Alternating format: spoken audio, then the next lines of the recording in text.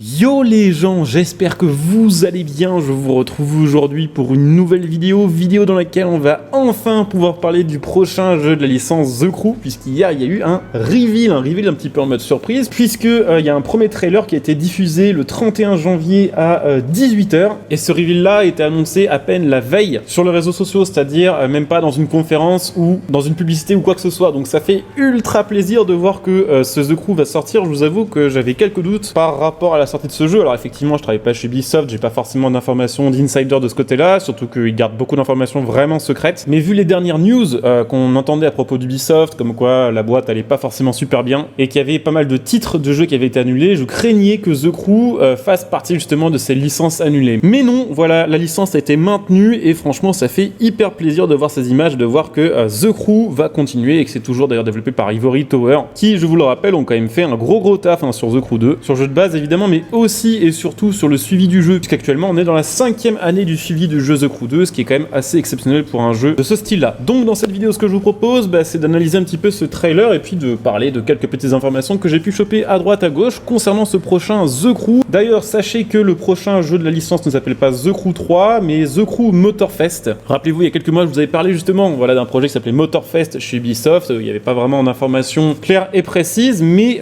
content de voir que ce nom a été gardé et que The Crew va évoluer en The Crew Motorfest. Je trouve que c'est plutôt une bonne chose pour redonner un petit peu de peps entre guillemets à cette licence. Donc le trailer que vous allez voir en fond, c'est le trailer qui a été diffusé hier, et évidemment dans cette vidéo, je vous le disais, on va parler un petit peu des différentes informations que l'on peut déjà connaître à propos de ce jeu. On va parler de tout ça dans cette vidéo, et évidemment comme d'habitude, je vous invite à laisser un petit commentaire pour me dire ce que vous pensez un petit peu de ce trailer, de ce reveal, et puis me dire un petit peu voilà si le jeu vous chauffe ou si pour l'instant vous attendez d'en voir plus et d'en savoir plus pour être un peu plus hypé. N'hésitez pas aussi à laisser un petit like et puis à vous abonner évidemment pour les prochaines vidéos que je vais faire, puisque évidemment quand il y aura des news, je vous en parlerai. Quand je pourrai tester le jeu et vous diffuser des images, je le ferai. Et puis évidemment à la sortie du jeu, je serai là pour vous faire des vidéos régulièrement sur le jeu et pour vous faire un petit let's play en live. Je vais commencer par parler un petit peu de quelque chose qui a été beaucoup dit dans les commentaires, que ce soit du côté de ma communauté, donc directement dans les commentaires du re-upload que j'ai fait du trailer officiel, soit même sur le trailer officiel diffusé sur les chaînes d'Ubisoft. Oui, il y a clairement une vibe Forza Horizon sur ce trailer, que ce soit sur la façon de réaliser, de filmer cet extrait, que ce soit sur le rendu des couleurs quand même assez saturées, assez chaudes, qui font aussi penser quand même à Forza Horizon, et puis évidemment sur la map et sur le rendu et l'aspect de certaines séquences typées plutôt off-road. Ça ressemble quand même beaucoup à ce qu'on pourrait imaginer être un trailer de Forza Horizon fait par Ubisoft. Alors c'est quelque chose qui est voulu et assumé, si j'ai bien compris ce que j'ai vu et ce que j'ai lu. Ubisoft souhaite tout simplement proposer une alternative à Forza Horizon, ce qui est, je pense, à la fois une bonne idée et une mauvaise idée. Alors ce que je veux dire par là, c'est que d'un côté, ce qui est très cool, c'est que ça va peut-être permettre à The Crew d'avoir un plus grand environnement, de proposer un jeu sur une île paradisiaque en mettant l'accent peut-être aussi sur la réalisation des décors et l'ambiance de course officielle. Mais d'un autre côté, pourquoi vouloir faire ce qui existe déjà, et pourquoi prendre le risque au final de se retrouver sur le même secteur entre guillemets qu'un Forza Horizon? On verra bien ce que ça donnera. Personnellement, je vois pas de gros problème là-dedans si le jeu nous propose quand même quelque chose de différent sur le contenu, sur les détails, sur l'histoire, sur les modes de jeu. Voilà, s'il y a quand même une belle différence, j'y vois pas de problème, j'y vois pas d'inconvénient, et je trouve ça plutôt cool. Même si il est vrai, on perd quand même complètement pour le coup l'ambiance qu'on pouvait avoir sur un The Crew 1. Mais ça, j'ai envie de dire, c'était déjà le cas avec The Crew 2 qui était parti dans un délire de course officielle. Donc on va dire que les poursuites avec la police et le côté un petit peu jeu d'action un peu sombre est parti de toute façon déjà depuis quelques années du côté de chez The Crew. Donc là, c'est juste l'étape d'après. Et puis rappelez-vous, sur The Crew 2, récemment dans une des mises à jour, il y a eu une saison qui, même déjà au niveau des filtres, au niveau de la façon dont c'était réalisé, sur le trailer et tout ça, il y avait déjà une direction Forza Horizon qui était, je pense, quand même assez voulue. C'était pas le pur hasard, et en vrai, ça avait donné une saison plutôt réussie sur The Crew 2. Bon, après, ce qui est assez casse-gueule quand on veut faire du Forza Horizon contre Forza Horizon, c'est toute la partie technique. Alors là, évidemment, on peut pas juger la physique parce que c'est un trailer, c'est filmé de sorte à ce que ce soit dynamique, on n'a pas vraiment de séquence de gameplay, évidemment. Mais on peut déjà voir le rendu graphique, puisque ces images ont été tournées dans le moteur de jeu. Alors ça veut pas dire que ce sera les graphismes vraiment définitifs du jeu, puisque ce ne sont pas des images tirées du jeu, mais des images tirées du moteur du jeu. Certes, ça a l'air beaucoup plus joli que The Crew 2 sur plein de détails, sur la qualité des textures, la qualité des environnements, hein. Si on met certaines images sur pause, on voit bien que c'est plus joli, que c'est plus détaillé que The Crew 2 et qu'il y a un autre type de rendu graphique, hein. Ça fait un peu plus réaliste quand même. Cependant, il y a pas mal de choses aussi qui ont l'air d'être toujours un peu moyenâgeuses, hein, du côté des graphismes. J'ai fait pause complètement par hasard pendant que j'étais en train de réaliser cette vidéo. Malheureusement, au moment où j'ai fait pause, c'était une séquence, on voyait le dessous d'une voiture. Alors je sais bien que c'est un détail, parce que quand on roule une voiture sur le jeu, on voit pas son dessous. Mais vous voyez, sur Forza Horizon, si on se retourne, le dessous de la voiture est modélisé à peu près correctement. Il y a du relief sur les différents endroits du dessous de la voiture, sur les différentes parties voilà, du châssis et du dessous de la voiture. Là, globalement, ça a l'air d'être une image sans relief. Donc c'est un peu chelou, surtout que c'est dans un trailer de reveal du jeu. Donc il y a 2-3 petits trucs comme ça qui m'ont fait tiquer. Et c'est vrai que globalement, quand même si c'est plus joli, on dirait quand même plus ou moins un dérivé du moteur de jeu de The Crew 2, ce qui est assez chelou parce qu'il me semblait avoir entendu comme information que le prochain The Crew était censé être réalisé avec un nouveau moteur. Après les gars, j'ai envie de dire, il y a une raison à ça, c'est que le jeu, si j'ai bien compris, est censé sortir aussi sur ancienne génération de consoles. Alors pour l'instant, il n'y a pas de date officielle pour la sortie du jeu, c'est simplement écrit 2023. Et on parlera de cette date un petit peu après, mais quand on regarde un petit peu les détails, ce qui est écrit en petit, on voit évidemment le logo Ubisoft, le logo Ivory Tower, le logo Epic et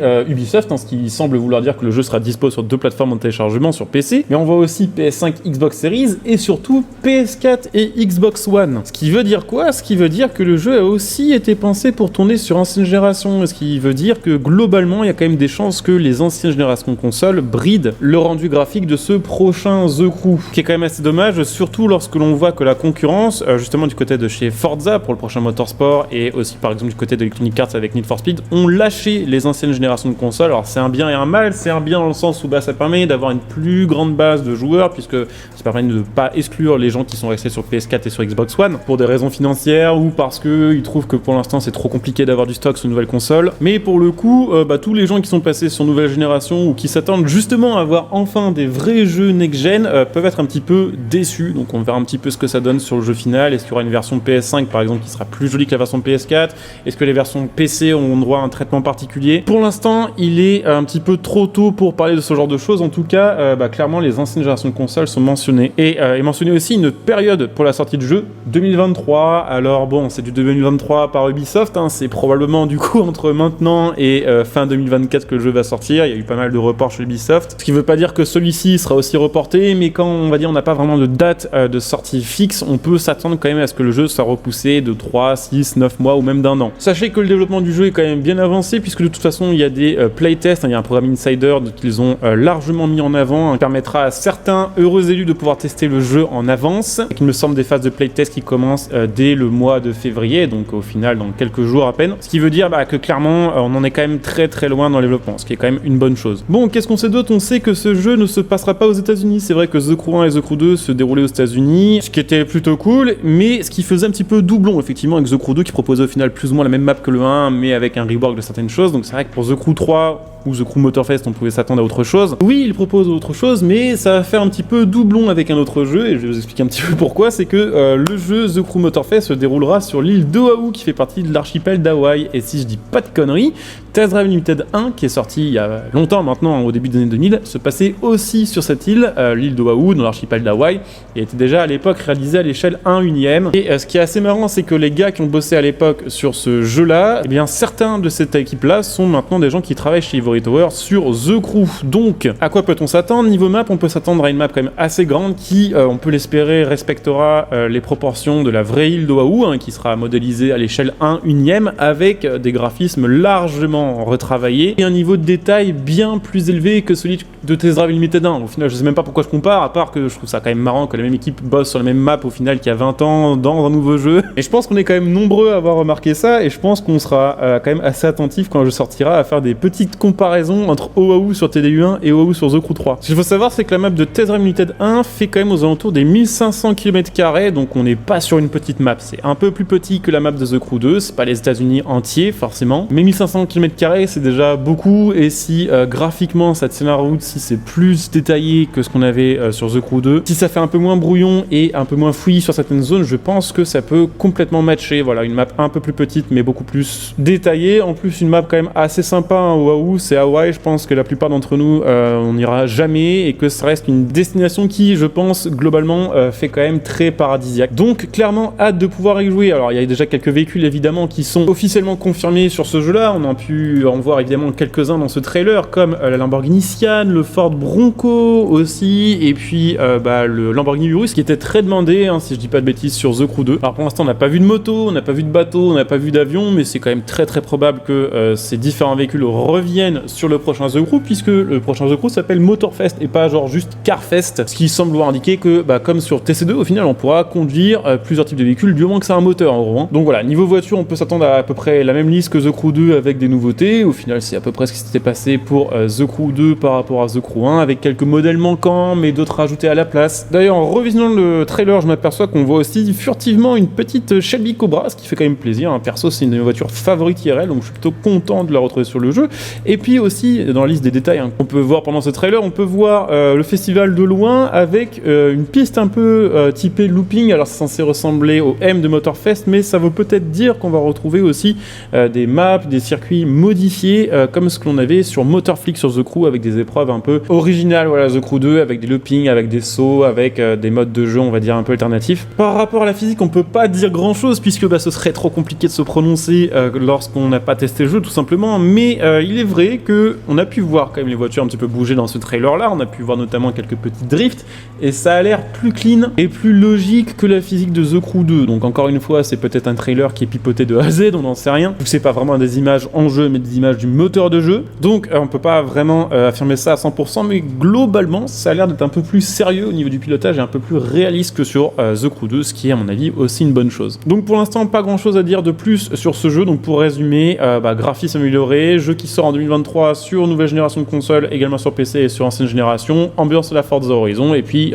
quelques nouvelles voitures de confirmer qui sont donc disponibles et roulables sur l'île d'Oahu de l'archipel d'Hawaï. Perso je trouve ça vraiment cool, je suis content surtout de voir que Ubisoft, qui est quand même un éditeur majeur, continue à prendre le type de jeu de course on va dire au sérieux. J'espère qu'ils ne se rateront pas, j'espère que le jeu sera bon, que le suivi sera bon et que Day One on sera tous satisfaits de s'être hypé ou pas d'ailleurs, hein, pour The Crew Motorfest. Ah oui, et autre chose effectivement quand même que j'ai pas mentionné dans cette vidéo et j'ai failli complètement zapper, c'est que ce projet Motorfest, ça fait quand même longtemps qu'on en entend parler. Je pense que les premières rumeurs datent de 2021, à l'époque où ce projet là s'appelait le projet Orlando. Je vous ai un petit peu déjà teasé ça dans une vidéo qui s'était fait striker par Ubisoft, ce qui semblait indiquer déjà à l'époque que ces leaks étaient vrais, mais ce qu'il faut savoir c'est que ce jeu, qui est vraiment au final un jeu à part entière, de base a été pensé, paraît-il, hein, mais ça a l'air d'être plutôt vrai, comme un simple DLC de The Crew 2, donc c'est aussi probablement pour ça qu'on retrouvera des assets de The Crew 2, qu'on retrouvera aussi le même moteur, plus ou moins en plus, hein, en amélioré, parce que tout simplement de base c'était un projet de DLC pour The Crew 2 qui se retrouve à être un standalone, qui personnellement ne me dérange pas, mais ce qui peut expliquer certaines petites choses à droite à gauche sur ce trailer et sur ce jeu The Crew 3 Motorfest. Donc dites-moi un petit peu ce que vous en pensez en commentaire, évidemment si ça vous intéresse n'hésitez pas à venir me follow sur Twitch, puisque quand le jeu sortira évidemment je serai en live pour vous présenter le jeu avec peut-être un petit peu de chance, un petit peu d'avance par rapport à sa sortie officielle. Donc n'hésitez pas si ça vous intéresse à venir follow la chaîne Twitch, à claquer votre Twitch Prime sur ma chaîne Twitch pour me soutenir gratuitement et profiter de plein de petits bonus de votre côté. N'hésitez pas à me rejoindre sur les réseaux sociaux, puisque c'est pareil, on peut se contacter, s'envoyer des messages privés, on peut aussi échanger des news, s'il y a des petites choses niveau actu sur The Crew ou sur d'autres jeux, j'en parlerai. Donc n'hésitez pas à follow Twitter, et puis n'hésitez pas évidemment aussi à soutenir la chaîne gratuitement en utilisant mes liens de soutien sous cette vidéo, le lien Instant Gaming par exemple pour acheter vos jeux, vos cartes d'abonnement, évidemment je vous en reparlerai